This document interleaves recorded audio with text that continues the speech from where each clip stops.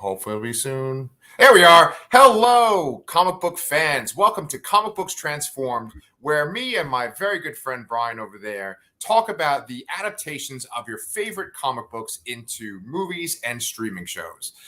Transformers have definitely been in movie form, they've been in cartoon form, toy form, they've been in comic book form, and now it's time for us to talk about the newest live action Transformers story, Transformers Rise of the Beasts. Brian, you have like super detailed notes on this movie, don't you?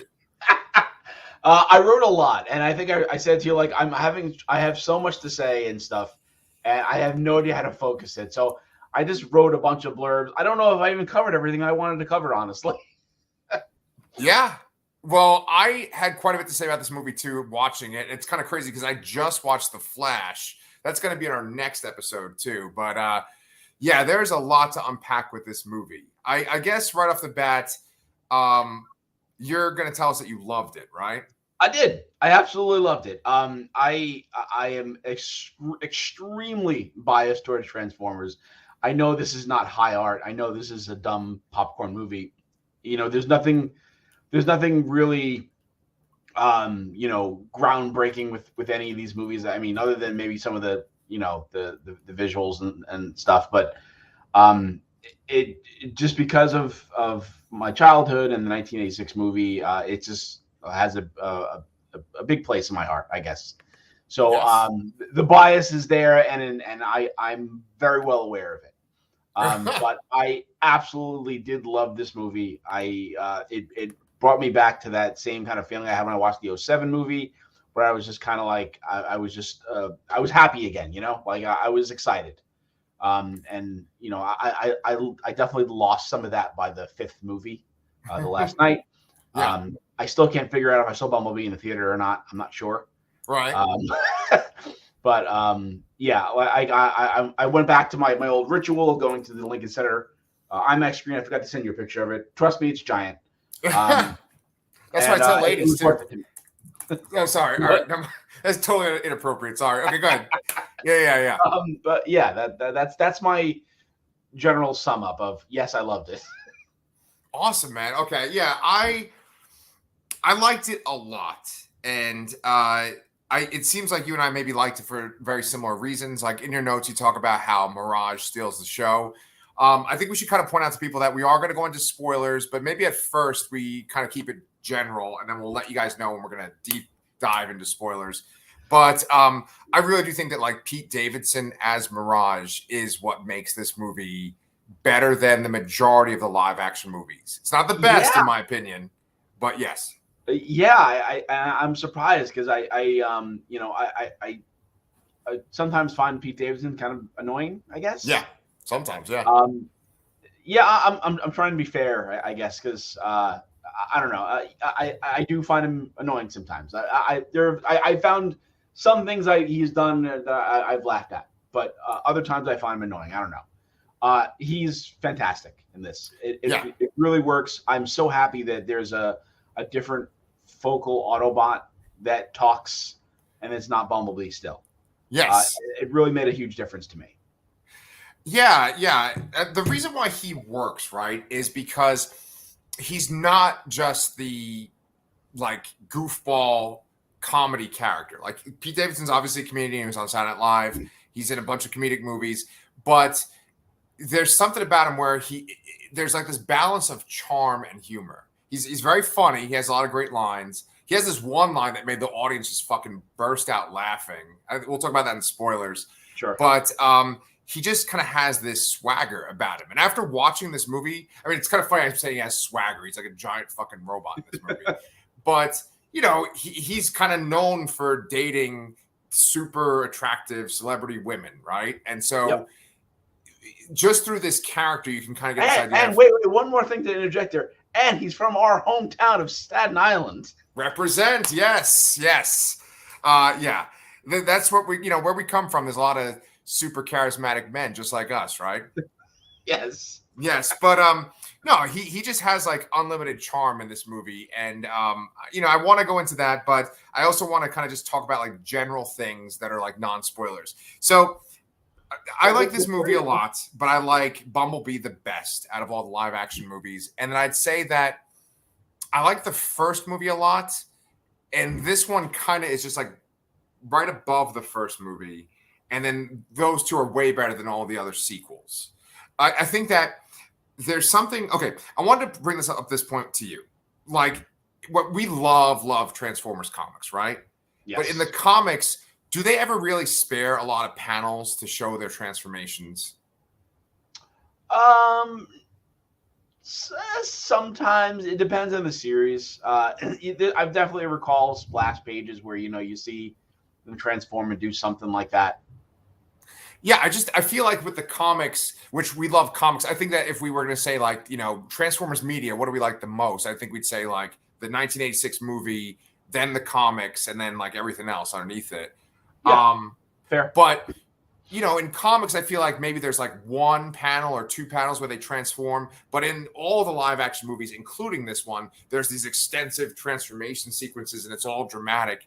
And it's just interesting how there's a shift in focus, right? In the comics, it's so much about the Autobots themselves and like them in their robot mode versus their vehicle modes. And in this, there's quite a bit of time spent on their vehicle modes. And I think that that's what's appealing about these movies in general, is that you have actual real cars driving around, but then they turn into a robot. And there's this kind of sense of wonder when you see like a full tangible car driving on the screen and then it becomes a robot. Would you agree with that, or do you think I'm just kind of pulling this out of my ass? I definitely agree with that. I would definitely say that I think there was more time spent as robots in this movie than others I felt. Totally agree. And I think that might actually be a good time to bring up this one point. We both listened to this interview with the director of the movie, right? Is Chris Stapleton? No. Charlie Staples? What's his name? Stephen Cable Jr. Stephen Cable. He's a really nice guy. I like him a lot. You can tell he loves Transformers. Yes. But you pointed out that he said that Michael Bay told him, hey, when you're having a scene with the robots, it should be an action scene because they cost so much money to film and show, right? And I think that is interesting because it sort of reduces the time that you can have character beats with these characters that we love so much. And it's interesting because I think that in Bumblebee, especially, they kind of veer away from that. Do you think that also happened in this movie too? Yes, I do. Yeah. I do think there are some kind of returns to some of the Bay isms, for lack of a better term, in this movie. But I think they took enough out of Bumblebee and grew in this movie. Yeah. So it's not like a total Bay movie, Right. But it has the fucking MacGuffin and it has like a sky beam, right? Yeah, and there's a plot, there's a world-ending plot and all that, and yeah. Yeah. I was thinking about that, like, why do so many fucking comic book movies and like fantasy movies have sky beams? And it's essentially just because it's like the bad guy will get from here into the world. That's pretty much all it is. Yeah. The only thing I could think of is this maybe to delay the action, stretch it out, and to I don't know. That's really all I can think of. Yeah. Well, it's like they, basically it's like a ticking clock, right? It's essentially like the Death Star. Like once the Death Star has cleared the planet, then we're gonna kill you all. It's like once Unicron gets to Earth, we're gonna kill you all. He's gonna eat the planet. Yeah. Right. He's gonna eat the planet. Right. So I think we should just go ahead and just jump into spoilers. I mean, your third note on here is a pretty significant spoiler. Oh yeah, I would say so. Yeah. I mean, in terms of spoilers too, like I feel like the trailers really spoiled a lot of this movie. Yes. Okay. So let's address that. Your third note is Bumblebee. Holy shit, they killed him. Yeah. Yeah. I mean, and they kind of really heavily implied that might even been the teaser trailer, to be honest. Yeah. I mean, they also kind of give it away that they show him in scenes that appear to be later on. I mean, you could have thought that maybe those scenes in Peru were earlier in the movie and the other scene was towards the end. You absolutely could maybe infer that, but otherwise, you saw things where he kind of might have died, and then you saw things where he was back again later on. So, like, I 100% knew he was coming back, but it was still shocking to see because that's like their golden boy, Literally, yes, Yeah. yes. I remember that there was like an international trailer, and I saw it, and then I told you about it, but I don't think I shared it with you. And like it showed Bumblebee like just essentially like jump up onto Dirge's like blade, and then it also showed Mirage get shot, but Mirage like spits up fucking fluid too when he gets shot in that trailer. So I think that they edited that out. Yeah, and that might have been earlier on too. I know that this movie went through a lot of changes. I don't know how what point some of them were done. Obviously, if there was effects related, it had to have been done a long time ago. But I know some things. One of the big things was only added to the movie about a month before release. Yeah. So that's probably the biggest spoiler exciting thing, right? Is the G.I. Joe, right? Yeah, that was added about a month before the movie released. They tested it with audiences, and one version it was Sector 7, the other was G.I. Joe, and obviously G.I. Joe got the bigger pop, so that's what they went with. How do you feel about G.I. Joe in comparison to Transformers? I mean, we both know we love Transformers, but we don't talk about G.I. Joe as much. Yeah. God, that's such a sweet question. I love when people ask me questions like that. No, I actually love G.I. Joe. I love G.I. Joe just like I love Transformers, where it's like the more you go into like the ancillary things, like the comics, the more you appreciate it. And the Marvel comics, I always remember reading this one issue of G.I. Joe that was like really violent as a kid and really adult. And I was like, holy shit, this is G.I. Joe. And it had an effect on me. And then I don't like the live action modern movies. And I haven't seen all of Snake Eyes yet. But the IDW G.I. Joe comics were really great, in particular, this Cobra Files book. So they kind of did the same thing with G.I. Joe they did with Transformers, but they did a better job with Transformers in comics. Got it. Yeah. And if you didn't hear it too, they also announced that they recently announced that Skybound Entertainment has the new Transformers and G.I. Joe comics license. It's going to be a shared universe. But they also announced that they're going to continue the G.I. Joe Real American Hero comic still written by Larry Hama. Yeah. He's like what's that? Which is insane, Yeah, he's like the Simon Furman, but of G.I. Joe. Yeah, he's written. He ended the series with IDW at 300 on a cliffhanger, and he said he's been still writing it, and it's going to continue, which is just mind blowing to me. That's fucking awesome. Yeah, there's some people where it's like they have like the universe of the fucking thing in their head. Like Simon Furman is a good example of that. He's the G.I. Joe version. Yeah. I'm super excited about the Skybound stuff. Chris McFeely, the Transformers Irish guy that we always talk about, he did an episode just on the Skybound announcement. And he said that they don't really cover Transformers comics a lot on YouTube. And I was thinking maybe that might be a good thing for you and me to cover too. Oh, I'll be happy to. I'll talk about that Void Rivals issue all day. Yeah. Okay. Well, I got to read it. I'm going to go get it from my store once I get paid. But we can talk about that, and we could maybe start talking about the G.I. Joe comics and stuff when they come out too. Yeah, definitely. We're going on a little tangent here, though. Let's get back to Rise of the Beasts. So you kind of basically went from like each bot in your notes. And so you talk about Prime after you talk about Mirage. So you're saying that he's still kind of like the Bay version, right? Yeah, he's still quick to anger. Not anger. My definitive version of Prime will always be the G1 cartoon version. As I've said before, Peter Cullen gave that speech about the strong enough to be gentle. I don't quite 100% get that vibe here. I love the visual look of this Prime much better than the Bay movies, 100%, obviously. Yeah. But he's quick to fight. He's not very he's very untrustworthy towards the humans. Yeah. But I like that he grows during the movie. There's a path where he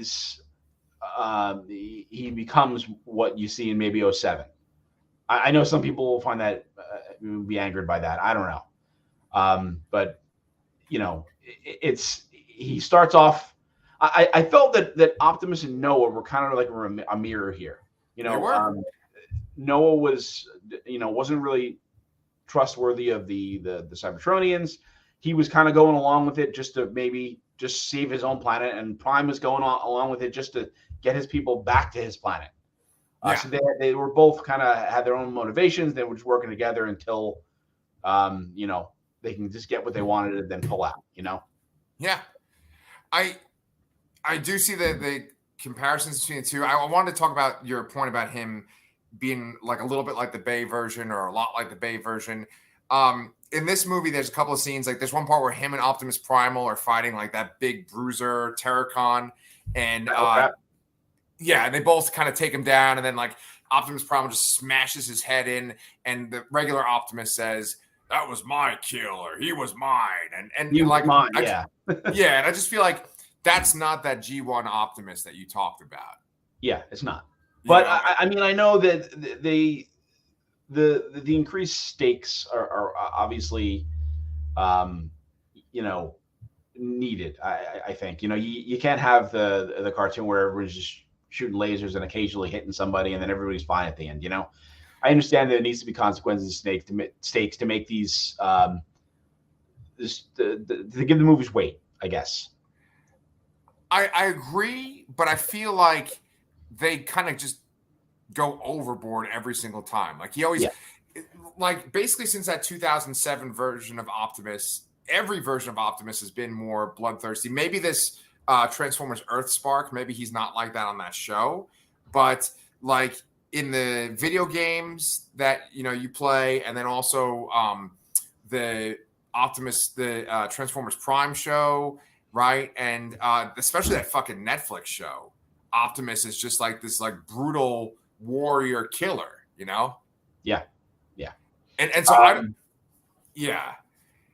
I always kind of looked at him like he's like this father figure that's kind of, giving wisdom to other Transformers, and then having him be like, "I'm gonna kill you, fucking Scourge," like like on the road. Yeah. Like that's just not my Optimus. Yeah. And he does sort of have that kind of father figure. He has some undertones of that. I think, he's kind of racked by guilt of that. He and the Autobots. He had the Autobots come here, and now they've been trapped here for 7 years since Bumblebee. Mm-hmm. So he essentially feels terrible about that, and he thinks he's failed. So he just wants to protect his people and get them back home. Okay. And I can kind of respect that a little bit, but it's just, but yeah, he's still like a little too aggressive, I think. Yeah. Look, I actually really, really like that arc where it's like he's feeling very guilty that he made them come to Earth and now they're kind of stranded there. But that kind of brings up one of my issues with this movie is that they kind of try to have their cake and eat it too. They try to make it super ambiguous so that it can still kind of be the Bay movies and it can still kind of be Bumblebee, like a sequel to Bumblebee. Yeah. Right? Because they do this shit where, like, okay, the very first scene is this planet. They don't say the name of the planet or anything. And there's the Maximals, and the Terracons attack the planet, and then Unicron comes and eats the planet. And it's a planet that's green and stuff. And so a person that's not a big Transformers fan will be like, "Oh, well, this is some random alien planet, and these guys are like another race." But guys like us will be like, "Well, the Maximals are like the future versions of the Cybertronians." So you're assuming that like that's Cybertron that he's eating, right? I'm not sure. From what I'm understanding, what I took out of this is that and from what I took out of what they took out of the movie, is that there are Transformers on many different planets, or Transformer-like beings on other planets. I would say that planet was, maybe it was Cybertron. I won't rule it out, but I'm saying that maybe that's where the Maximals settled after Cybertron was previously destroyed or something like that, or just whatever. They just left. There is precedence in other continuities, particularly Transformers Cybertron, the third cartoon in the Unicron trilogy. There's the jungle planet and the speed planet and the giant planet and all that stuff. So I mean, maybe that was supposed to be the jungle planet or something. I don't know. Yeah, I just feel like they kind of kept everything ambiguous in this final film, where it's like they could say it's something else in future films. They don't like stick to something. Like they just, there's a lot. The ambiguity just bothers me. Like, because Good. Yeah, I think a part of that is because they don't know how audiences are going to react to it. Yeah. On one hand, they want to make a complete film in the case that it fails and this doesn't continue. Yeah. And they don't want to. I mean, wouldn't it be worse if they gave you something and led you on that there was going to be something else, and then there just wasn't? You know? Yeah. Yeah. I agree. Yeah. I like. Okay. I don't know. Like, honestly, the whole thing with the Maximals kind of bothers me. Like, if you had almost like just taken the Maximals out completely and just made it Terracons and Autobots, I think I would almost be okay with that. What about you? I didn't think about that actually. Yeah, I guess the Maximals don't do much. I think the only two that really get any kind of spotlight are Primal and Airazor. Right. Cheetor and Rhinox are just background characters. I'm not even sure Rhinox speaks, to be honest. No, he doesn't. Cheetor has a line or two, I think, but that's it's not much. Right. And I have to also throw in the extremely deep cut of Ape Link in the beginning. That's the robot that Scourge kills in the very beginning of the movie. Yeah. That's like an obscure BotCon exclusive character. Yeah. Who was he was a repaint of Optimus Primal. He was like more brown colored, and then he was the leader of the Wreckers in that continuity. And wow. It was a really deep cut that was nice to see and hear. You know. Yeah. I really appreciated that Easter egg. But yeah, the Maximals don't do much here. I guess they're just there as a kind of a counterpart of the Terracons, in a sense that the Terracons are heralds of Unicron, and the Maximals and Unicron is in the future apparently, I guess, and the Maximals are just what's left and kind of the warning of that. Okay. So your take is that Unicron is in the future. That's the biggest problem with the continuity, is that it's like, well, where is Unicron? They say such like ambiguous shit where they're like, well, he has to come into this galaxy to get to Earth or get us, and it's like, wait, where the fuck is he? You know what I'm saying? Yeah, that was a little odd. Yeah. I mean, even if you go back to the old cartoon movie too, like I didn't quite ever understand, where Unicron was before or after, and in between and during that movie. Like I don't know how he was traveling between place to place and what speed or anything. Like I had no concept of that whatsoever. So I mean, really, that they could be just taking that from that. I did get the vibe that he was in the future. They needed the transwarp key for him to go wherever the fuck he wants and eat more planets, I guess. Yeah. It doesn't make sense that he would go into the past to eat planets, though, because it's like, I don't know, then they wouldn't be there in the future. I'm not really sure. I guess there's always a risk of time travel stuff. They don't even really explicitly mention time travel. Right. But there was that offhand comment of Primal, or someone said to Primal that, I was named after you, the legendary warrior, and that he's not quite that person yet. Right. So they're clearly from the future. And we know from the cartoon they're from the future. So they definitely muddled that a little bit. And I hope that they come back to that more in a potential sequel. Yeah. I just, because to me, when they do this kind of ambiguous stuff, it is just for profit's sake and for like, let's make things as generalized as possible so that we can get as many people, like, so we don't make people tune out, right? Like regular people tune out. And I guess that kind of bothers me because I feel like it's sort of like, I'm not gonna say cowardly, but it's like the safe bet, right? Because right, they want to make money. They want people to just go and see a kind of actiony movie they don't have to think too much about. And I want to think about these movies a lot. I do, and as do you. And that's what I want. And I'll probably never get that. No. But ultimately, they need to make a movie that's going to make them money. Yeah. I know. Like, because the line that you're talking about, I did kind of focus on that too, where they're like, I'm named after you, the legendary Optimus Prime. And like, I think one thing that general audiences know is that Transformers are like super long lived, or that, they've been around for thousands, millions of years, whatever. Yeah. So it could make sense, like on another planet, there's a character named after him because he's been around for so long. Yeah. But then they're saying like, he's not at that point yet, Yeah. So we have talked quite a bit about like just the Optimus and the way the beasts are in the movie. But I think we should go into Airazor a little bit too, right? Yes. I thought Michelle Yeoh was great as Airazor. I think, she kind of shows up out of nowhere in one scene, and she's kind of like the link between the Autobots and the Maximals here. Yeah. I was a little disappointed she doesn't transform, and I felt what happened to her was incredibly tragic and very graphic and a little horrific. Yeah. Yeah, like what? Oh, go ahead. What exactly happened? I mean, because okay, it is horrific because she gets like infected and then her eyes are red and she looks like this kind of demonic bird, right? Yeah. But that was one part I didn't get to was when Optimus Primal's like sort of like choking her, and you don't hear like a crack or anything like that. So I would assume that like you would break her neck or something like that, but it didn't seem like that happened. That's what I kind of thought. I thought like a neck was broken sort of thing. There wasn't necessarily a sound, but the motion was there, I think, at least. Okay. But yeah, essentially, she said Primal, like, I'm losing it here. Just do it, get it over with.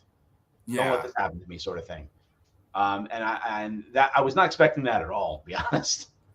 Yeah, well, okay, so that's one thing that kind of bothered me too, though, was that she gets hit by Scourge and then she gets kind of corrupted, right? And then Bumblebee like just fucking gets skewered by Scourge and like nothing happens to him.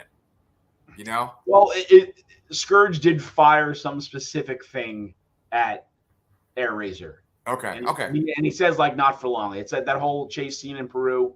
Yeah. Like as they're flying away, he fires some like disc thing on and it hits Airazor. Yeah. Where Bumblebee just did get impaled by a sword. So maybe that was a particular weapon that did that, I guess. Yeah. I think somebody makes a comment. It might even been Airazor that Scourge poisons you with his touch, and clearly they didn't really follow up on that because that's the only person that it affected was Airazor. Right. Well, while we're talking about Scourge, did you like him? And I know that you're kind of critical of Peter Dinklage's performance in Destiny. How'd you feel about him in this? I thought he was pretty good in this, honestly. I liked him as a villain. I really liked the influences that came together to create it. Obviously, we have Scourge from one of the Heralds of Unicron from the '86 movie with the name, but appearance-wise, he's kind of like a black truck, like a monstrous-looking truck, and that's kind of taking inspiration from the 2001 Robots in Disguise cartoon, where there's just like a black Optimus Prime. And he's evil, which is kind of like the basis of Nemesis Prime. And they kind of match, and his name is Scourge, so they kind of match those two things together, and I really appreciated that. I think there was supposed to be some more backstory with this character, other than him just appearing at the beginning of the movie as a Herald of Unicron. I think we were supposed to see him before Unicron destroys his planet. As I alluded to before, I think there were other planets with other robot characters on them. And I think that there was a scene where his mask comes off and you see his face and it's all disfigured and all that. I think that was supposed to have a lot more gravity because you were supposed to see what he looked like beforehand. Okay. Yeah, I did think that added to him a little bit. Yeah. I did think that they made such a big deal about his mask coming off and then him not having his mask on and like what his face looked like. I was like, there has to be more to this. And I get like if his planet got destroyed and maybe he was like ravaged by it or whatever. I was thinking that maybe one of the original versions of the script, he was actually supposed to be like an evil Optimus and that like he was going to look like Optimus with his mask off. A lot of people thought and wanted him to be the Bayverse Prime in the future. Yeah. Disruptive Prime. But maybe that could work, but I don't want a bad Optimus. And actually that was an ending they toyed with too. The original ending of this movie, Optimus is not saved at the end, and he gets sucked up into the vortex. And you were supposed to see a shot of his body floating in space, and it's Unicron approaching Unicron, just like you would have seen Megatron approaching Unicron in the '86 movie. Yeah, that's cool. Yeah. And I'm glad that you brought up Megatron too, because it's good that there's no Decepticons in this. It was supposed to be. Yeah. Okay. So let's go back to so his name's Charlie Staples Jr. Stephen Caples Jr. Jesus Christ, the director. in the interview, he talked about how he like rewrote the movie a whole bunch of times. He wrote it to focus on the characters more. They mentioned that he like changed like stuff that happened with Mirage, like in the movie, to reflect Peter Davidson's character more. So like CGI stuff was changed. But anyway, with him and changing the script, I think that there was an original version that had like Decepticons, Maximals, and Predacons too, right? I don't think there was ever anything with Predacons. I think that what we saw some kind of like Scorponok like drones that maybe people were taking as Predacons because it's kind of like an animalistic evil thing. Yeah. But the one scene that was cut with the Decepticon was the scene where you see Optimus opening transforming for the first time in the movie. Yeah, he's in like a bus depot and it's raining, and then you just see that the thing come out of the sky, and then that's where they come in. He was actually hunting a Decepticon there. It was a bus named Transit, and apparently Transit was supposed to be, as he was like dying, was gonna taunt him that the Decepticons were had taken over Cybertron, and they was going to show him some kind of like hologram of Autobots being executed, which would have kind of added to his motivation to get back home and the guilt he feels about being stranded here. Oh, okay. And supposedly that will be on the DVD at least. I don't know about any of the other stuff, but supposedly that should be on there. That's kind of cool. That's kind of unfortunate that they cut that out. That actually sounds good. With a lot of the things that I mentioned, with the thing with the ending, Unicron, originally Mirage was supposed to actually die as well and stay dead. And the thing with that scene with Transit, the test screenings or whatever they did, they came away that it was too dark, and they needed to make it a little bit. They need to give something the audience to cheer for, I guess. Yeah. So I think it would have added, some of those scenes would have added some depth there. I'm glad they didn't go with that ending. I am glad that they gave us that mid-credit scene with Mirage. But I think I would have liked to have seen that Transit scene in the movie still. Yeah. I think that would have given a lot more context for how Prime feels. Yeah. Totally agree, man. Yeah. So, I mean, we can talk about the final battle, but like we're kind of setting up all the people that are at the final battle. Why don't we talk about the humans for a minute? Sure. Yeah. Okay, so for the humans, you have Noah Diaz, and then you also have Elena, right? The girl that works in the museum. I think that the actress that played Elena did a good job. For Noah, okay. This is what I'm going to say. The actor that plays Noah, I think that he's a really talented actor. I've seen him in Hamilton. I thought he was excellent in Hamilton. I think that the stuff he has with his brother before he meets Mirage, it's like a little too heavy-handed. Like it's a little too, I don't know, like too. Yeah, like the world is against me, sort of thing. Yeah, and I can appreciate that kind of story, but just the actual dialogue that he says and the stuff he's saying to his brother, it's like a little much. And then once Mirage comes in, they kind of click. The chemistry between the two of them is really good. And then like kind of roping in his brother and having the brother use like a walkie to talk to both him and Mirage, and that made that like way better. I agree with that as well. Yeah. Yeah. Like, I mean, clearly the movie like takes a leap once Mirage comes in. Yeah, totally. Yeah. I did like Noah a lot. I do agree that maybe the opening scenes before the Transformers were involved were a little heavy-handed, but I appreciated that they were very brisk. Like we get to the good stuff in like 15 minutes, 20 minutes tops. Yeah. I feel like with that, it took a lot longer in pretty much every other movie outside of the opening scenes. Oh yeah. And I appreciated that, and I did like Elena a lot too. I do think they saddled her with some very, very hefty exposition that would have been hard for anybody to get through, honestly. Yeah, and then like we talk about Pitch Meeting sometimes on here, and we're both fans of the Pitch Meeting YouTube channel, and he makes this one point where he says, well, she uses this device that's like human-sized after she crawls through these human-sized tunnels. And it's like, okay, why is there anything human-sized for these giant robot creatures? Yeah, they just needed something to have them do in the end there. that was one of the harder things to swallow. But whatever. I mean, there's plenty of things. You really got to suspend your disbelief for these movies. Absolutely. I do think that was a little bit rougher, but it's fine. Yeah, I like for her, like when you're watching a movie like this, you know what's going to happen. It's like, okay, well, you got to show their regular life first, then there has to be this event where they get introduced to the Transformers. Then it's a matter of them like sort of trying to survive to the main battle, and everything's going towards this main battle at the end.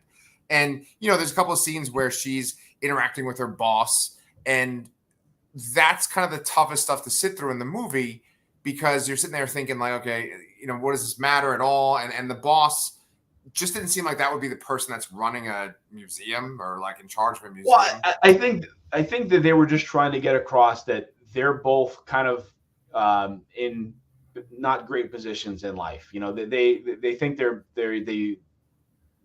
better than where they are. They should be better off than they are. So by the end of this, we have Noah getting, enlisted with G.I. Joe, and you have Elena, getting to have this whole like feature on her because of her involvement in this and her discoveries in Peru. So they kind of like they're overlooked in the beginning, and now that they're finally getting in the spotlight, like they should be. And I also appreciated too that it wasn't just like they weren't just like, models, like they were intelligent characters doing something, and not just like, it wasn't just like a Megan Fox, like just like, oh, I'm the only human here and I have to do this, and whatever. Like at least that it was a science-based character or research-based character who's doing something. I appreciate little things like that, and felt that as opposed to the other movies. Yeah. A little side note that's interesting. The girlfriend, the actress or the model that played Sam's girlfriend in the third movie, do you know that she's married to Jason Statham? Yes.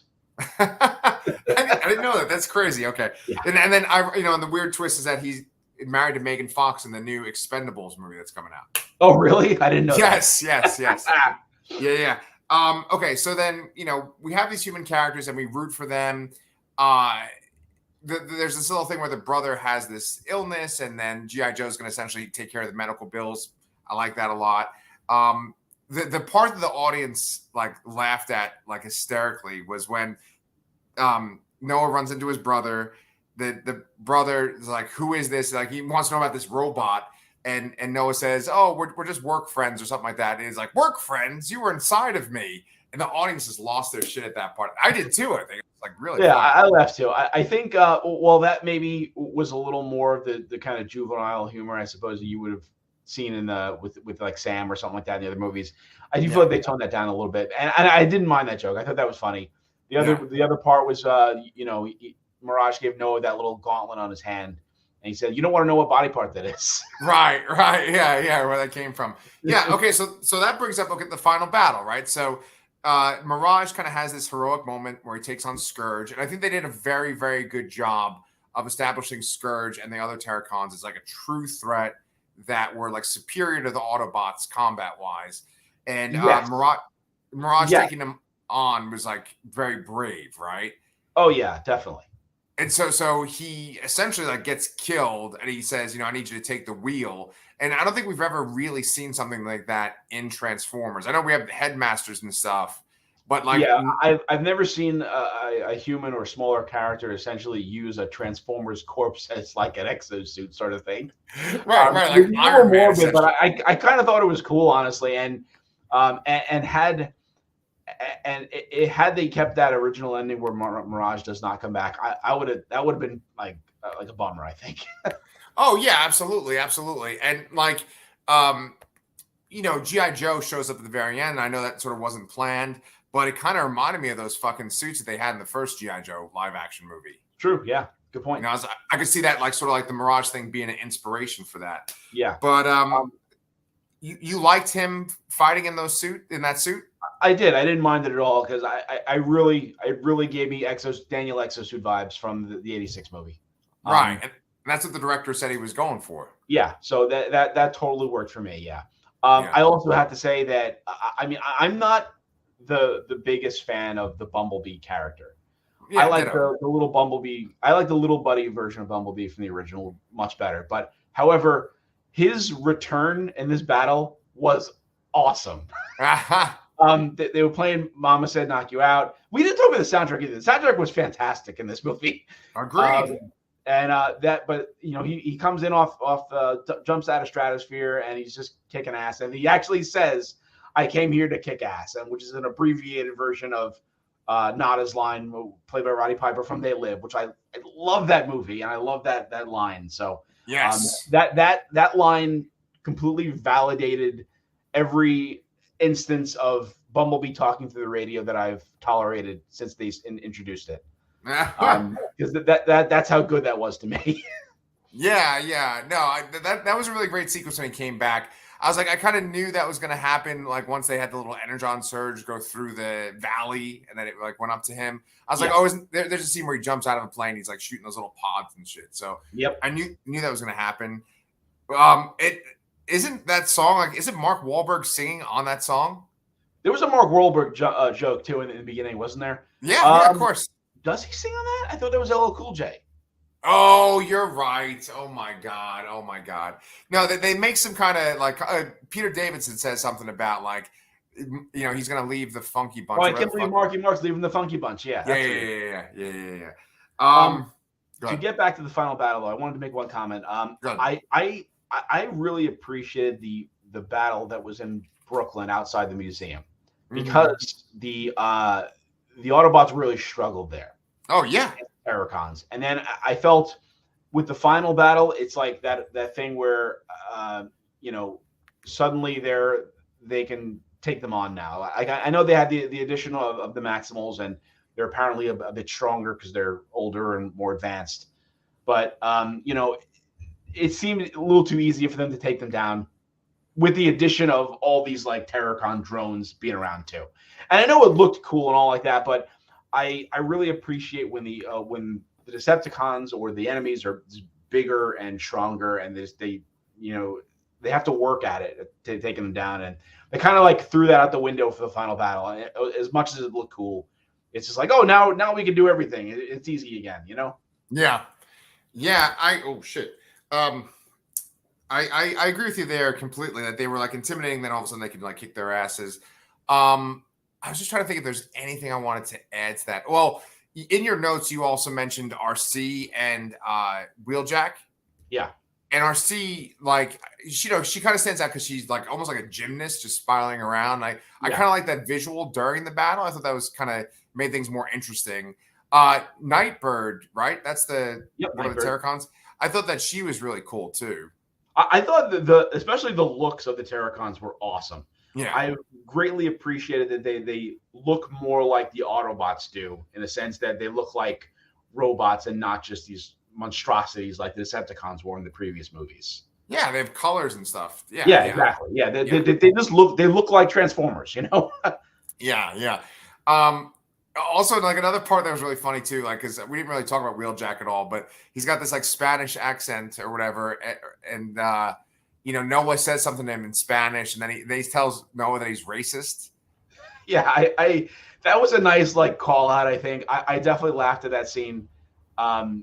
It's it is weird that robots have accents. I guess they've been doing that since the first Bay movie. They've had these robots be caricatures and stereotypes, and they kind of address it. I don't know how I feel about it ultimately, because they're still doing it, but they're just poking fun at themselves. Like you said before, they're trying to have their cake and eat it too. Yeah, that's lampshading. Is like, oh, we're making a joke about it. I mean, we're still doing it, but we're making a joke about it. Yeah. Well, I mean, and the characters, the Transformers have always had like weird ass accents, even from like the cartoons. Yeah, but but they're definitely more exaggerated in these movies, I think.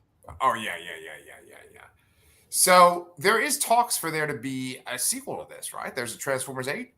Yeah, they're in talks about it. They said it's not greenlit yet, but I mean, I think it did pretty well. It made about $60 million the first weekend, especially in a tough market here with with Spider-Verse the week before, the Flash after.